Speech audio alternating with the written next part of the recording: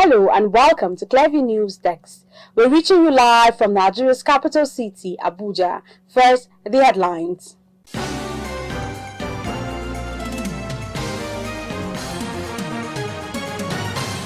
Afrobeat sensation Davido comes under heavy criticism over his recent remark advising Nigerians living in America against relocating back home.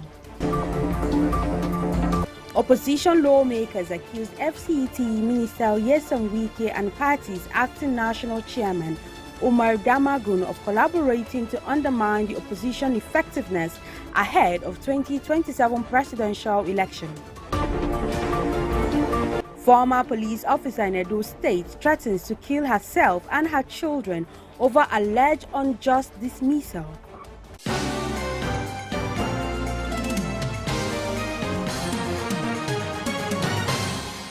I am Florence Joshua with these and more. As the crisis in the PDP deepens, many party faithful are questioning if the party can remain a viable opposition force ahead of the 2027 elections.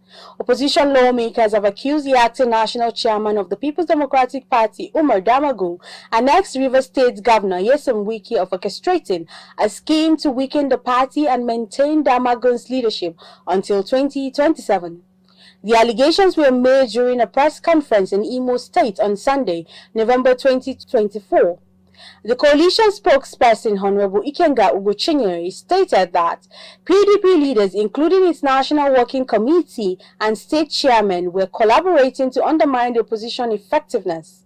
He alleged that their plan involved delaying the appointment of a substantive national chairman and endorsing President Bola Tinubu's 2027 re-election bid. He further accused PDP leaders of cozying up to all Progressive Congress officials, including holding secret meetings abroad. The coalition condemned repeated delays in holding PDP's National Executive Committee meeting, initially set for August 15th. The NEC was expected to finalize leadership changes by selecting a chairman from the North Central Zone. The People's Democratic Party in Lagos State has expressed firm opposition to the potential candidacy of Sheyi Tinubu, son of President Bola Tinubu, as a successor to Governor Babajide Sanwo-Olu in the 2027 gubernatorial elections. This stand comes in response to endorsement from groups which suggested Sheyi Tinubu as a potential candidate. Reacting to these endorsements, Lagos PDP spokesperson dismissed the idea, stating that Lagos will not serve him. He criticized the notion of governance being treated as a family inheritance and warned that any attempt to impose Sheyi Tinubu as governor would face strong resistance. The spokesperson emphasized that governorship is not a gift, and the Lagosians had already shown their disapproval of the Tinubu political dynasty during the last presidential election by voting against the president, a signal that they would not support his son's governorship aspirations. Afrobeat sensation Davido has come under heavy criticism over his recent remark advising Black Americans against relocating to Nigeria. KEFFI News gathered that Davido had well appeared on the Big Homes House podcast, urged the Black Americans, particularly Nigerians, not to return home, citing the country's current economic woes. The singer's remark followed speculation that some Black Americans were considering leaving the United States following the electoral victory of the U.S. President-elect Donald Trump. According to reports, Africans in America are concerned about the potential policies of Trump that may not favor them. Addressing the speculation, Davido said, "It's not cool back home. The economy is in shambles." The comment, however, attracted reactions from some citizens who asked the singer to immediately retract his statements. A chieftain of the All Progressive Congress, APC, Joe Igbokwe, in a post on his official Facebook page, advised the singer to retract his statement with immediate effect. Similarly, a former aide to Nigerian former President Muhammadu Buhari, Bashir Ahmed, said in a post on his official X handle that the remark was disappointing, adding that selling out one's country from foreign soil is disappointing and unpatriotic. A former police officer in Edo State, Inspector Edith Uduma, has threatened to kill herself and her children following her dismissal from the police force after she exposed an alleged rape incident involving a colleague. Uduma accused the state police command of unjustly dismissing her, saying that the public had not also heard her side of the story. Her dismissal came after a viral video she captured in October showing one Sergeant Abraham, another officer in a compromising position, with a 17-year-old girl at the police station in the South Ibe area of Edo State.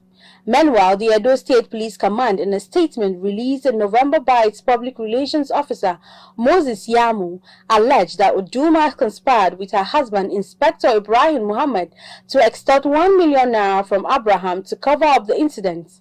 When Abraham reportedly offered 45,000 naira instead, the video was leaked online. The command said that contrary to reports from certain quarters, the said female police officer, Inspector Edith Uduma, was the charge room officer on October 7, 2024, the night Sergeant Abraham alleged raped a female suspect in the station. Following this event, an orderly room trial was initiated against all the officers, which led to the dismissal of Sergeant Abraham, and Inspector Edith Uduma's husband was also demoted to the rank of sergeant. However, she denied the allegations, insisting she never extorted money and that she was not given a fair hearing. She alleged that her dismissal was orchestrated because she lacked influential connections.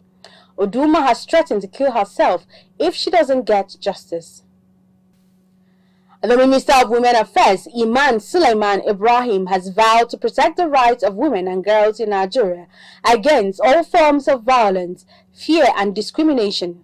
Speaking at a press conference to kickstart the 2024 16 Days of Activism Against Gender-Based Violence this Monday in Abuja, the minister stressed the need for collective actions in ensuring that women and girls enjoy a society free from discrimination and prejudice. Clavis Gloria Atta was there and now tells us more. Violence against women and girls remains the most devastating human rights violation around the world. Reports have shown that more than 1 in 3 women experience gender-based violence during their lifetime, a statistics that is rather worrisome. Already heightened by the COVID-19 pandemic, its prevalence in Nigeria is now being further increased by the worsening insecurity ravaging different parts of the country. The devastating floods in many states of the Federation, economic instability, climate change, and global conflicts.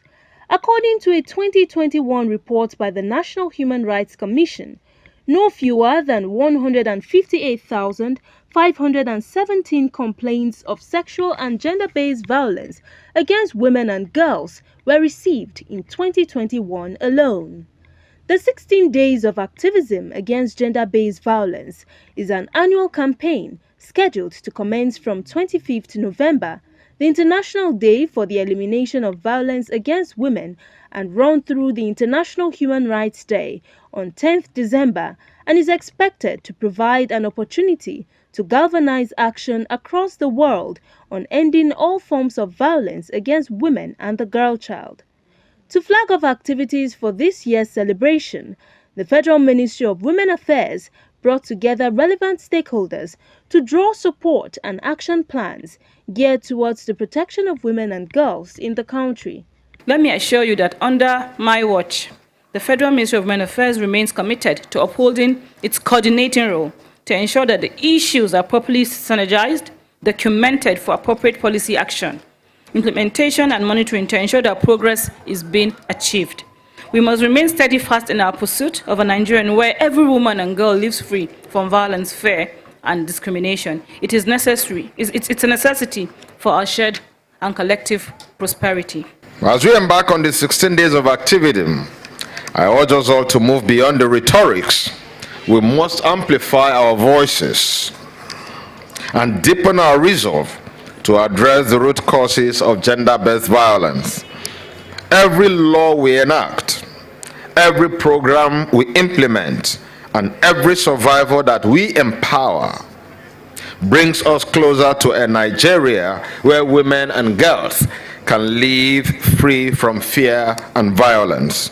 In her remarks, UN Country Representative Beatrice Ayong and other speakers said the theme for this year's campaign provides an opportunity for Nigeria to reflect on its journey since the adoption of the 1995 Beijing Declaration and serve as a platform for actions aimed at eliminating all forms of discrimination against women, as well as chart a new course for promoting gender equality and women empowerment. So if gender-based violence is not targeted, is not handled, is not reduced, I tell you, we will never come out of poverty.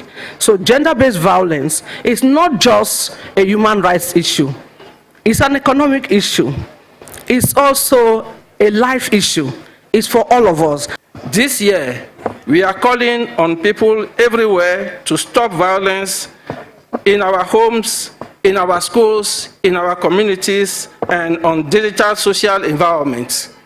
We call on all stakeholders to join our efforts and the effort of the Honorable Minister to be in her tireless role of modeling and promoting human rights and creating an environment where women can reach their full potential. As we mark the 16 days of activism, we are reminded of the progress we have made so far, but also of the work that still needs to be done. We must continue to push for policies and laws that protect women and girls from violence. And we must work to change the social norms and attitudes that perpetuate this violence. We are committed to supporting the government of Nigeria through women's economic empowerment. We're committed to supporting through gender-based violence, which we've actually put across our portfolio. So the World Bank today has a portfolio of nearly $17 billion. And gender-based violence prevention and response is a key component across all of that portfolio. But beyond that, we are investing heavily in women's economic empowerment, and so we have a $540 million operation through which we hope to support and continue to support the ambition of government of Nigeria. For us, on this side of the divide, non-state actors, we want to pledge that we'll continue to support all it takes to ensure that not just the victims are given a voice, but the perpetrators themselves are shown the justice that they deserve. The event had as its theme, Unite Campaign Towards Beijing to Prevent Violence Against Women and Girls. Gloria Atta, reporting for Clearview News.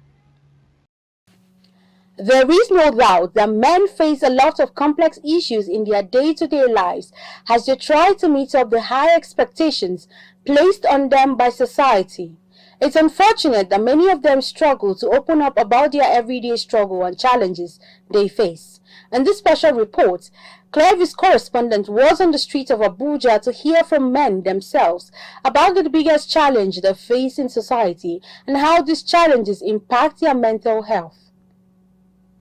In the society where men are expected to be the primary breadwinners, economic and financial challenges can be a significant source that leads to the increased stress, anxiety and depression, which could affect their mental health. Men are often expected to be the pillar of strength in their family and communities. As a man, there are a lot of challenges we face on a daily basis, especially when it seems you are the breadwinner of the family.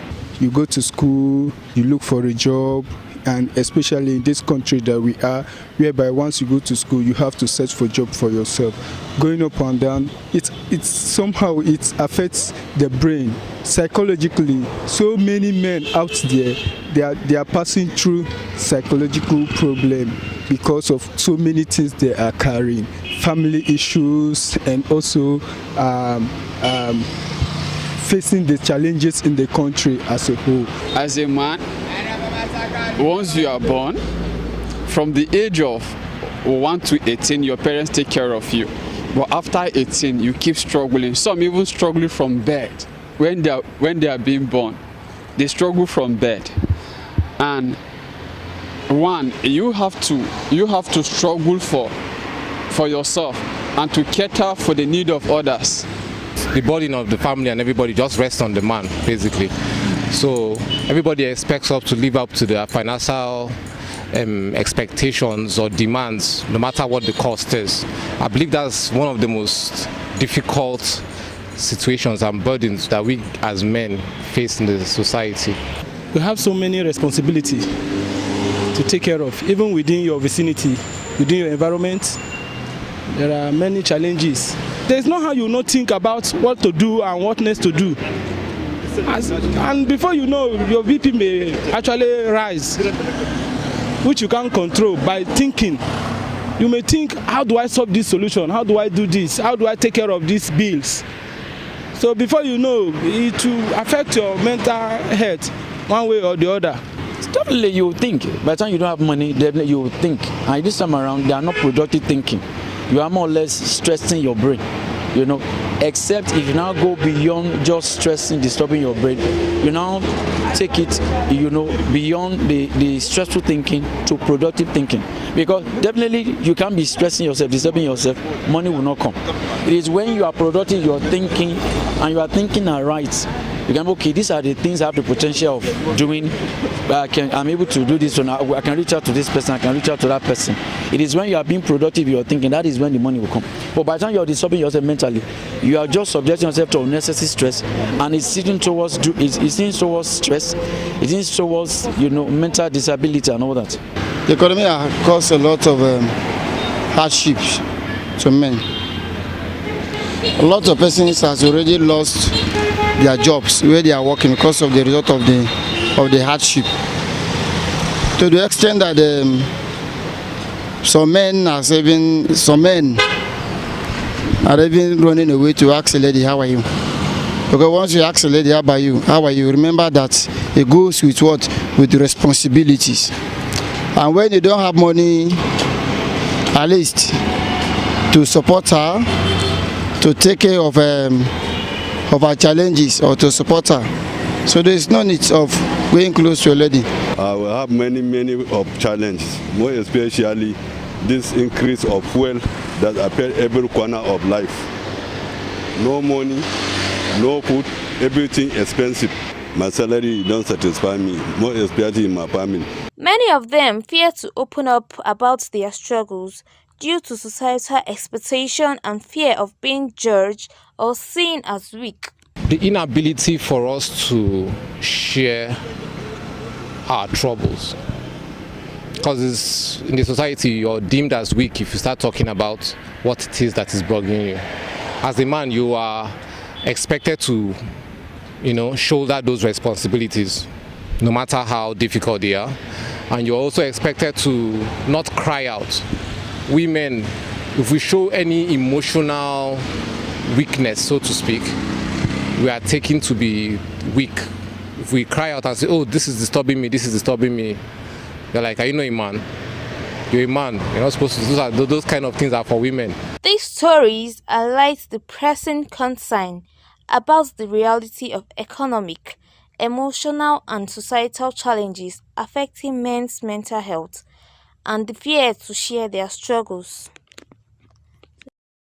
If you're just joining us, you're watching the news on Clevy News Desk. We will be back after this break. Stay with us. We break the news. This is Christ Embassy. Recollect, we were the first to break this. Governor Abba Kabir Yusuf of Kano State has approved the appointment of 3 second-class emirs. And this? Erasmus is the most successful program of the European Union to support education and youth. And this? Fubara is not an ungrateful person. And more. Tension is currently mounting in Rivers State. The planned arraignment of Yaya Bello. Across our platforms. Subscribe now and you will be receiving our notifications and never left out as the news breaks on Clearview. Welcome back. From 1999, when Nigeria returned to democratic dispensation, to 2023, the 36 states of the Federation have produced not less than 149 different personalities holding the position of deputy governors for their states. Of this figure, only 10 have succeeded in taking over the mantle of leadership from their erstwhile principals. In this commentary, Clearview News Desk looks at the outcry for the roles of deputy governors to be properly spelled out in the Constitution, as well as the reason the theoretical number 2 citizen in each state have often been described as a mere spare tire. Who are the deputy governors in Nigeria? By that, I am speaking about their antecedents, achievements, and how much we know about each of them.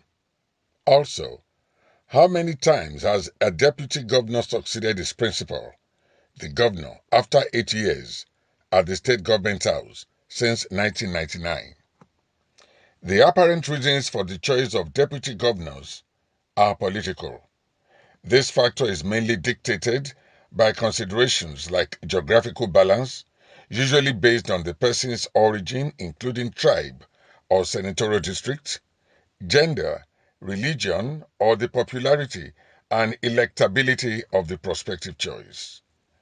It should be pointed out here that every point ultimately revolves around increasing the future governor's chance of winning an upcoming election.